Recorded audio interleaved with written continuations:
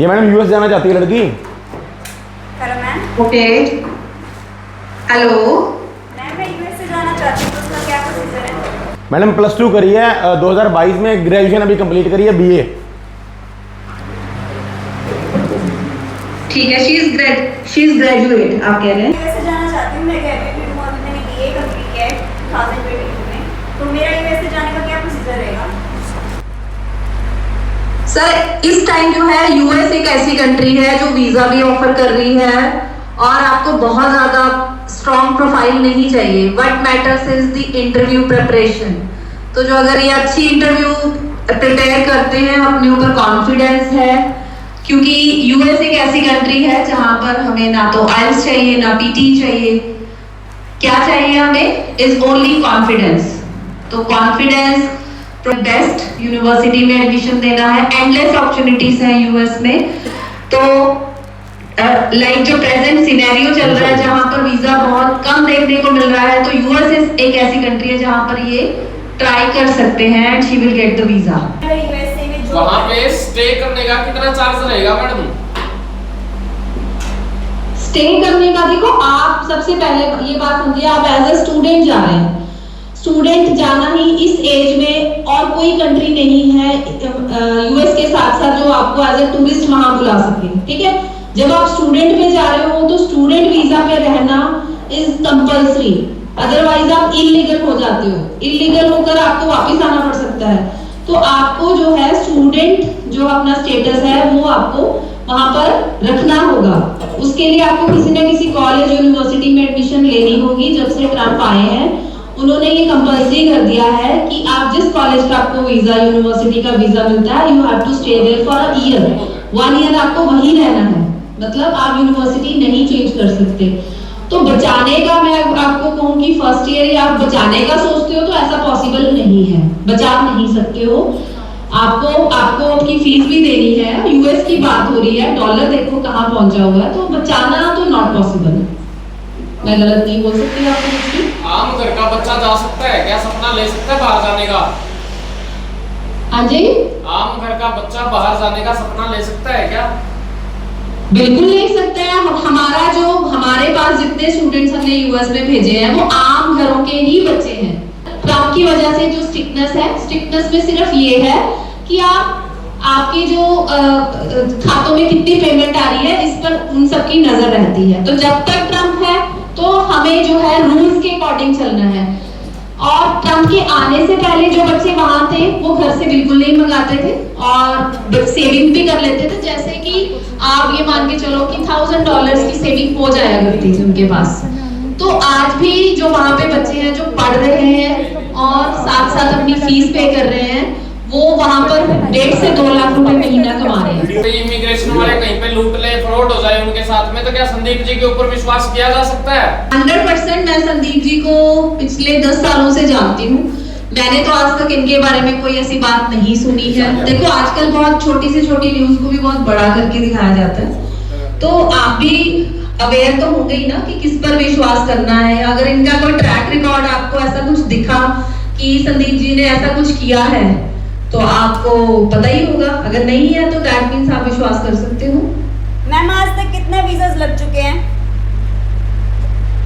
कितने वीजा? हमारे हमेशा वीजा रहते हैं। अभी रिसेंट भी मेरे ज्यादा नहीं, क्योंकि थोड़ी सिचुएशन बहुत ज्यादा अच्छी मैं कहूँगी वीजा के लिए नहीं है। बट क्या करते हैं स्टूडेंट, जब हम उनकी प्रिपरेशन कराते हैं तो वो बोर हो जाते हैं कि सेम क्वेश्चन हर दिन हमने नहीं करना, और अपने ऊपर कॉन्फिडेंस नहीं रखते, डरते ज्यादा है।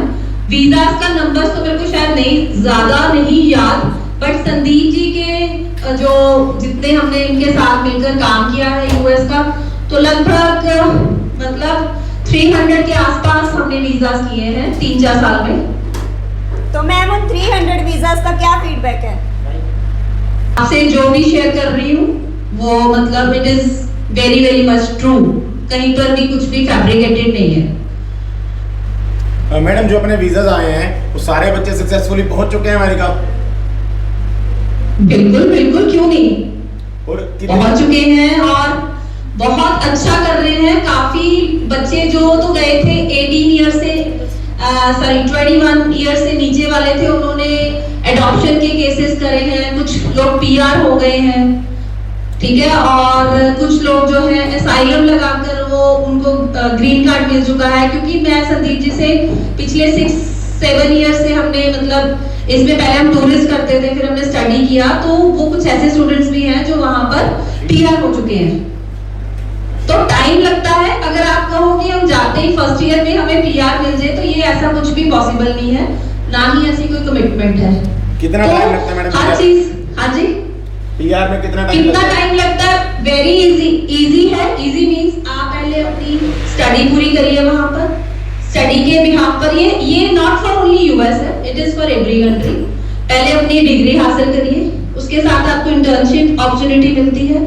जिस कंपनी में इंटर्नशिप अपॉर्चुनिटी मिलती है, अगर आपको उनका काम करने का तरीका, आपकी इंटेलिजेंस से वो खुश होते हैं, तो आपको वर्क वीजा ऑफर करते हैं, तो वो H1B में कन्वर्ट हो जाता है। तो उसके बाद अगर आप प्रॉपर टैक्स एंड एक स्लैब में, सैलरी स्लैब में अगर आप आ जाते हैं, तो आप अपनी पीआर फाइल कर सकते हैं। और यूएस की सबसे अच्छी बात है कि फर्स्ट अटेम्प्ट में आपको 5 इयर्स का वीजा मिलता है, और 5 इयर्स एक कंट्री में बिताना बहुत बड़ी बात होती है। तो 5 इयर्स में इंसान कहां से कहां पहुंच जाता है। अगर आप पढ़ोगे नहीं, इलीगल होके ट्रक ड्राइवर करने की सोच रहे हो, रोड पे लगने की सोच रहे हो, देखो प्रॉपर वे में तो एवरीथिंग पॉसिबल है। अब आप कुछ करना भी नहीं चाहते और बड़ी जल्दी से पीआर होना चाहते हो, तो ये तो आप भी समझदार हो, ऐसे पॉसिबल नहीं है। प्रॉपर तरीके से जो स्टेप्स हैं वैसे करोगे तो you will get your PR very soon.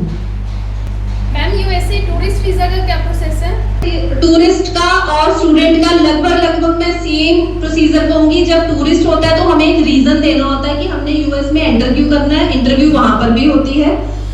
और जैसे स्टूडेंट है तो स्टूडेंट को अपना ऑफर लेटर, जिसे I-20 कहते हैं, वो लेके वीजा ऑफिसर के पास जाना होता है कि मुझे अपनी स्टडीज करने जाना है और मेरे लिए इंपॉर्टेंट है, मेरा जो आने वाले टाइम का मेरा ये प्लान है, इस कारण मैं जो अपनी स्टडीज है मैं यूएस में, तो इसकी प्रॉपर एक तैयारी होती है जो हम 1 महीना कम से कम लगाते हैं बच्चे को तैयार करने में, उसको अपनी प्रोफाइल, उसको फ्यूचर का आइडिया की ये जो उसने प्रोग्राम चूज किया है इसका आने वाले इयर्स में उसको क्या फायदा हो, तो ये सारे क्वेश्चन की तैयारी करके वो वीजा ऑफिसर के सामने जाता है।